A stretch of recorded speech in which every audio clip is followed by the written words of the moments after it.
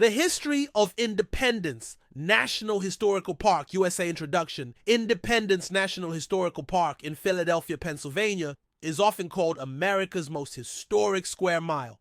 Within its boundaries lie some of the most important buildings and sites tied to the birth of the United States. Independence Hall, where both the Declaration of Independence and the U.S. Constitution were debated and adopted. The Liberty Bell, a symbol of freedom. Congress Hall, the first home of the U.S. Congress. Carpenter's Hall, where the First Continental Congress met. Franklin Court, the home and legacy of Benjamin Franklin, and several other historic landmarks. The park is more than just a collection of old buildings. It is a living symbol of American democracy, a place where the ideals of liberty, justice, and independence were debated, challenged, and eventually realized. In this detailed history, we will journey through its colonial roots, Revolutionary era, role in U.S. government, preservation struggles, and its evolution into a national park visited by millions today. Part 1. Colonial Philadelphia and the Seeds of Independence. The rise of Philadelphia was founded in 1682 by William Penn, an English Quaker, who envisioned the city as a holy experiment where religious tolerance and civic responsibility would thrive. Its location along the Delaware River made it a hub for trade, commerce, and ideas. By the mid-18th century, Philadelphia was the largest city in British North America and a center of intellectual and political thought. It was here that Benjamin Franklin established his printing press, libraries, scientific societies, and public projects. The city's thriving population and infrastructure made it a natural choice as the meeting place for colonial leaders. The construction of Independence Hall, originally called the Pennsylvania State House, construction began in 1732 and was completed in 1753. Designed by architect Edmund Woolley, it was intended as the seat of government for the province of Pennsylvania. At first, it was just another government building, but within a generation, it became the birthplace of a nation. Carpenter's Hall and early resistance. In 1774, the First Continental Congress convened at Carpenter's Hall, a guild building used by the Carpenters Company of Philadelphia. Delegates from 12 colonies gathered to discuss resistance against Britain's coercive acts. Here, the seeds of unity were planted. The idea that 13 separate colonies could stand together against imperial power. Part 2. The Revolutionary. Era 4. The Second Continental Congress and Independence Hall. The Second Continental Congress convened in 1775 at Independence Hall, just weeks after the battles of Lexington and Concord. Delegates debated war strategies, managed colonial armies, and began considering independence. On July 4, 1786, the Congress adopted the Declaration of Independence, drafted primarily by Thomas Jefferson with input from Franklin, John Adams, Roger, Sherman, and Robert Livingston. The signing did not all occur that day, but the adoption marked the formal break from Britain. The Liberty Bell cast in 1751 for the Pennsylvania State House, originally rang for public announcements and legislative sessions. Though cracked, its symbolic power grew in the 19th century when abolitionists and later suffragists and civil rights leaders embraced it as a symbol of freedom. The famous inscription, "Proclaim liberty throughout all the land unto all the inhabitants thereof." Leviticus 25:10 became a rallying cry for freedom far beyond its original colonial use. War and occupation Philadelphia fell to the British in 1707, forcing Congress to flee.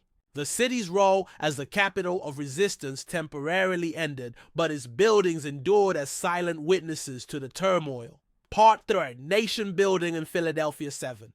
The Constitutional Convention. By 1787, the weaknesses of the Articles of Confederation had become clear. Once again, delegates gathered at Independence Hall, this time to draft a new framework of government. The Constitutional Convention was marked by fierce debates over representation, slavery, executive power, and state sovereignty. After 4 months, the U.S. Constitution was signed on September 17, 1787. Independence Hall thus earned a dual distinction. It was both the birthplace of American independence and the birthplace of the U.S. Constitution. Philadelphia is the said U.S. capital from 1790 to 1800. Before Washington, D.C. was built, Philadelphia served as the temporary capital of the United States. Congress met at Congress Hall, next to Independence Hall, while the Supreme Court met at the Old City Hall.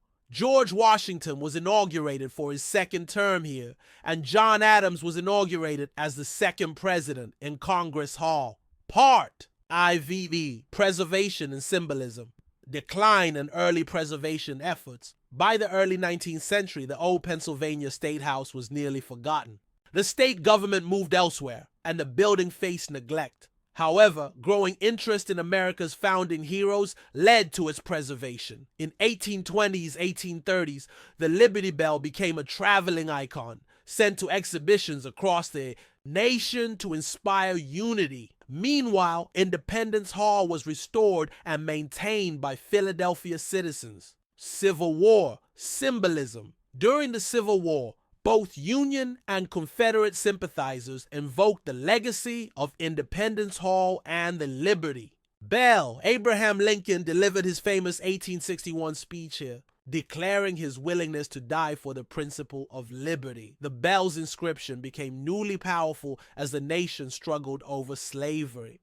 Centennial and sesquicentennial celebrations. The 1876 Centennial Exposition in Philadelphia marked the city as a showcase of American progress. Independence Hall and the Liberty Bell stood at the center of the celebrations. In 1926, the sesquicentennial of independence brought further national attention and renewed calls to preserve the area as a historic park. Part 5. Creation of Independence. National Historical Park 12. The 20th century push for preservation. In the early 20th century, Philadelphia's historic district was crowded by commercial buildings and urban growth. Preservationists pushed for a dedicated park to protect the historic core. In 1948, Congress established Independence National Historical Park, encompassing Independence Hall, Congress Hall, Carpenter's Hall, the Liberty Bell, Franklin Court, and surrounding sites. Urban renewal and restoration. The mid-20th century saw major restoration and clearance projects. Buildings that did not fit the 18th century aesthetic were demolished. Franklin Court was reconstructed as a modern museum, and the Liberty Bell was eventually moved to a pavilion near Independence Hall. The park became a symbol of Cold War democracy, as foreign leaders and dignitaries were often brought here to see the birthplace of the U.S. Part 6, Independence Park in the Modern Era 14. The Liberty Bell Center in 2003. The Liberty Bell was moved to the new Liberty Bell Center, where millions of visitors now view it in a glass pavilion with exhibits on freedom movements. A site of protest and civil rights, the park has hosted numerous protests, marches, and rallies from abolitionists in the 19th century to civil rights activists in the 20th to modern demonstrations for equality and democracy. It remains a space where the American experiment is tested and renewed. A UNESCO World Heritage Site in 1979. Independence Hall was designated a UNESCO World Heritage Site, recognized globally as a monument to human liberty and governance. Part 7. Legacy and ongoing relevance. 17. A living symbol of democracy. Today, Independence National Historical Park is visited by over 4 million people annually. It is both a tourist destination and a civic shrine. School children, immigrants, world leaders, and ordinary citizens come to reflect on freedom and the nation's founding. The park's mission goes beyond preservation. It is about education, reflection, and dialogue. It challenges visitors to consider how the ideals of liberty and justice apply to the present day. Conclusion: Independence National Historical Park is more than a collection of historic buildings. It is the physical embodiment of America's founding ideals: freedom, democracy, debate, and unity. From the drafting of the Declaration of Independence to the ratification of the Constitution, from the Liberty Bell's silent witness to civil rights struggles to modern global recognition, the park tells the story of a nation that continues to evolve. The story of Independence Park is the story of the United States itself. imperfect, contested, and unfinished, but always striving toward liberty